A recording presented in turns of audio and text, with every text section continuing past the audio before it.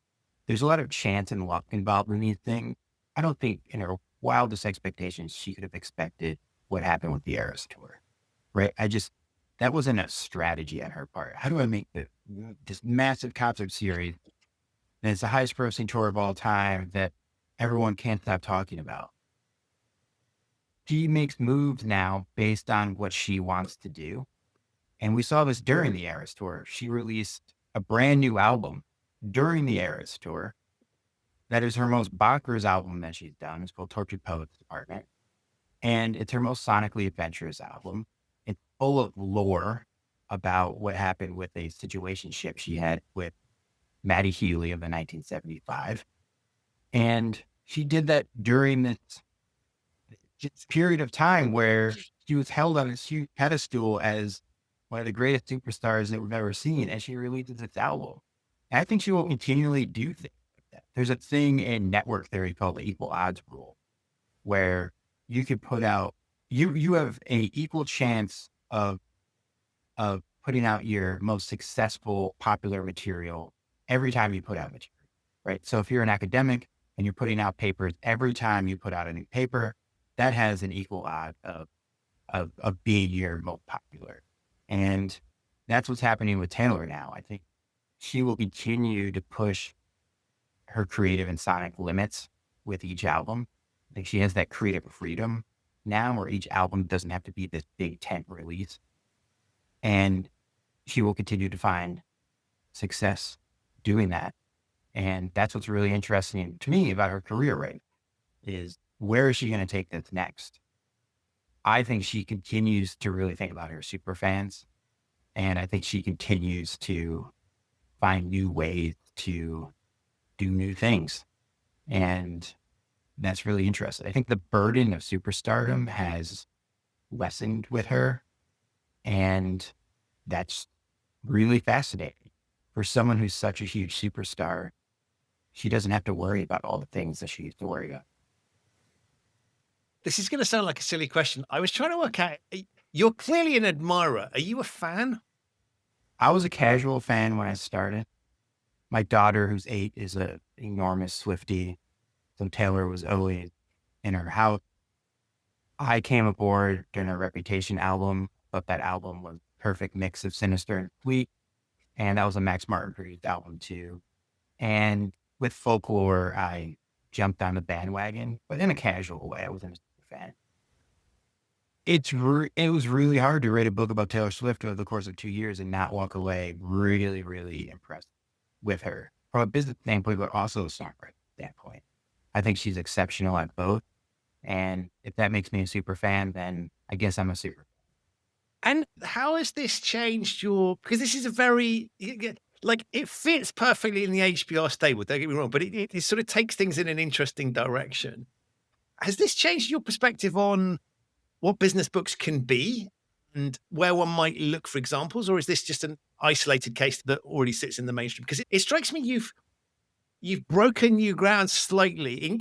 I'm not suggesting you've got the sort of Taylor Swift massively pivot thing, but this is breaking slightly different ground, it seems to me, to where both HBR sits, but also sort of how one might look about getting inspiration for business ideas. For sure. I'm a book editor, so I'm always trying to push the bound of traditional business books. I don't like recipe type books. I mean, sometimes they can work really well. For me, I think why this book works is it takes novelistic techniques, giving Swift as much main character energy as it could, while also applying business concepts to it. There's people who have done things like this. I always said if Malcolm Gladwell wrote a book about Taylor Swift, it probably look something like this book. But Gladwell he takes a subject and then he tackles it from a lot of different stories and a lot of different angles. In this case, it was doing a similar technique, bringing in research to get context and to make things more fascinating. But it was based on one figure and taking that figure through in chronological order. There's books that do this about startup, but not necessarily one person. So I do think there's a model here to explore. Whether we can repeat it, I'm not sure. Just because of the subject, and I think Taylor's career is so rich and there's so much information out there about her that it was it was easier to do than it might be with some other people. And I actually think that the book works better without her participation. Now, don't get me wrong. If Taylor wanted to participate, if you wanted to be interviewed, I wouldn't have told her no. I'm not interested in hearing from you. No, this is everyone wants the Kevin Evers book, the Getaway Taylor Swift. No, I would have welcomed her with open arms, but the book would have changed, right? And there's something about writing about a subject from, I wouldn't say arm's length away, but pretty close. It's a really interesting endeavor. And I do wonder if there's other subjects that we could repeat the model with. Do you know what I'd love? Just occurs to me. Yeah. Taylor's version of this. Yes, I've thought about this. I've thought about this. Yeah, we do. We give it to Taylor, and she can write her notes in the margin, and she can, at the end of each chapter, we'll give her a few pages. She can give her perspective, and yeah, we should release that book. That's a good idea. Love that. It's such a pleasure to talk to you about the book, but the book itself is just as fun and fascinating. And this has been said so many times, but I'm going to say again, even if you don't like Taylor Swift, this is just fascinating. And by the end of it, you will learn some stuff. So I loved it. Thank you for writing something that's super engaging, that has encouraged me to listen to music I wouldn't have otherwise listened to. But above all, as you have done on the show, has provoked my thoughts. So thank you for all of that. Before I let you go, remind us what the book is called and where we can get hold of it. I think it's kind of obvious where we can get hold of it, but what is the book called? The book is called There's Nothing Like This, The Strategic Genius of Taylor Swift, and it is available wherever books are sold. Amazing. Good bookstores, bad bookstores. Above all, Harvard Business Review imprimer on it. So it's clearly gone through their standards. Thank you so much for all of that. But above all, thank you for being a fabulous guest on the show. Thank you so much. This was really fun. So that's it for this episode of the show. My enormous thanks to you for listening and to Kevin for appearing. To find out more about Kevin, his book, There's Nothing Like This, The Strategic Genius of Taylor Swift, have a look in the show notes. There are links to those there. If this is your first time listening to the Human Risk podcast, thank you so much for joining me. You can subscribe wherever you get your quality audio content. It's available on all of the major podcasting platforms. If you like the show, then please do consider leaving a review or rating on whichever platform you're listening to the show on. It helps other people to find it and also lets me know that you're enjoying it. To discover episodes of the show that you might have missed, and there are over 325 of them, visit the website humanriskpodcast.com.